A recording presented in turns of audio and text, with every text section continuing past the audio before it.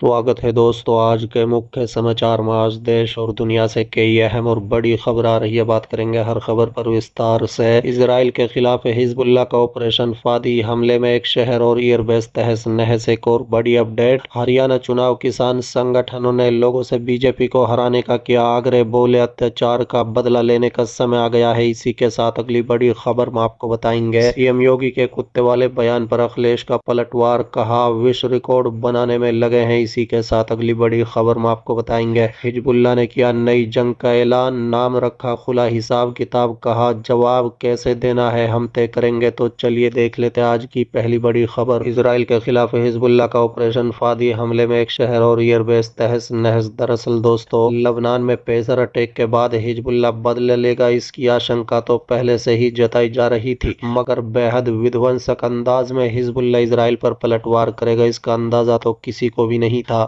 बता दें कि बीती रात हिजबुल्लाह ने महज 4 घंटे के भीतर 200 से ज्यादा रॉकेट दागे उत्तरी इजराइल के हाइफा शहर और वहां मौजूद एयरबेस को तहस नहस कर दिया। गौर करने वाली बात यह है कि इजराइल में विनाश की भयावह आंधी लाने के लिए हिजबुल्लाह ने ऑपरेशन फादी को एक्टिवेट कर दिया है। बता दें कि हिजबुल्लाह के नॉन स्टॉप हमलों के चलते बीती रात पूरे उत्तरी इजराइल में एयर अलर्ट सायरन बजता रहा। हमले इतने जबरदस्त थे कि इजरायली वायुसेना को फौरन अलर्ट मोड पर आना पड़ा। बता दें कि हिजबुल्लाह के रॉकेट जलजलों में अगर किसी शहर को नुकसान पहुंचा तो वो उत्तरी इजराइल की पोर्ट सिटी हाइफा थी, जहां मौजूद सबसे बड़े एयरबेस पर भी बड़ा हमला हुआ है। भारी बमबारी हुई और इस बारूदी कोहराम के लिए हिजबुल्लाह ने खास बरहमन सूत्र का इस्तेमाल किया। बता दें, भले ही 8 महीने में इसराइल ने गाजा को तहस नहस कर दिया है, लेकिन गाजा की तरह लबनान की जंग नेतन्याहू के लिए आसान नहीं है, क्योंकि अगर आईडीएफ ने लबनान पर हमले की कोशिश की, अगर लबनान को तबाह करने के लिए बारूद बरसाए,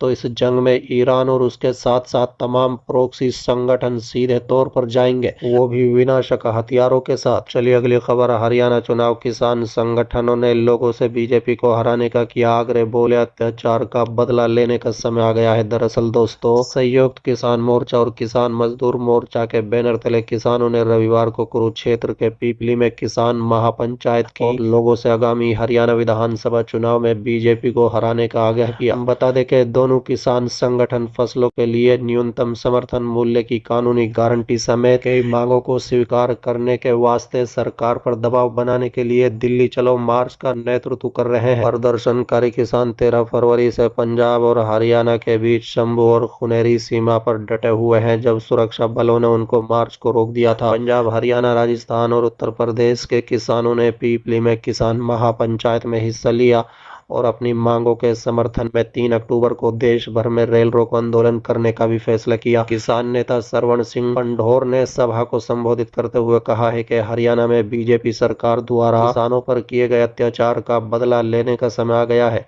उन्होंने कहा है कि अब किसान बदला लेगा। हरियाणा की बीजेपी सरकार पर किसानों के खिलाफ बल प्रयोग करने का आरोप लगाते हुए उन्होंने कहा है, हम हरियाणा में बीजेपी के हार में महत्वपूर्ण भूमिका निभाएंगे और किसानों के खिलाफ किए गए अत्याचारों का हिसाब लेंगे। किसान महापंचायत में जगजीत सिंह डल्लेवाला, मनजीत सिंह राय और अन्य नेता मौजूद थे।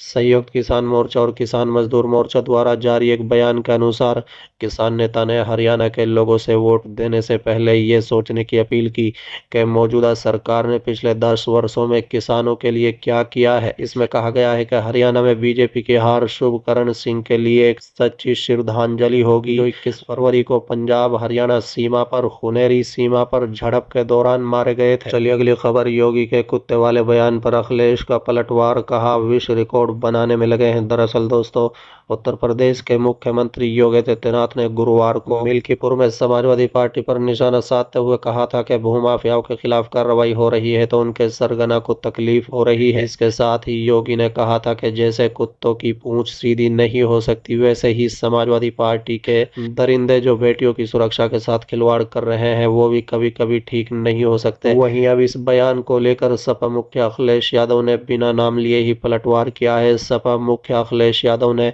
एक्स पर पोस्ट करते हुए लिखा, कोई अपशब्दों का विश्व रिकॉर्ड बनाने में लगा है। इंसान की सोच ही शब्द बनकर निकलती है, सबको सन्मति दे। इससे पहले सपा नेता आईपी सिंह ने भी योगी के बयान पर पलटवार किया था। आईपी सिंह ने कहा था, मुख्यमंत्री योगी अयोध्या में आज भी जहां दीप जलते हैं उसे सपा मुखिया श्री अखिलेश यादव जी ने बनवाया था। जलन तो आपके कलेजे में मोदी जी और अमित शाह की वजह से हो रही है, जो आपको कुर्सी से हटाने जा रहे हैं। मुख्यमंत्री की भाषा इतनी ऊंची नहीं हो सकती, इससे आपके संस्कार और अशिक्षित होने का प्रमाण है।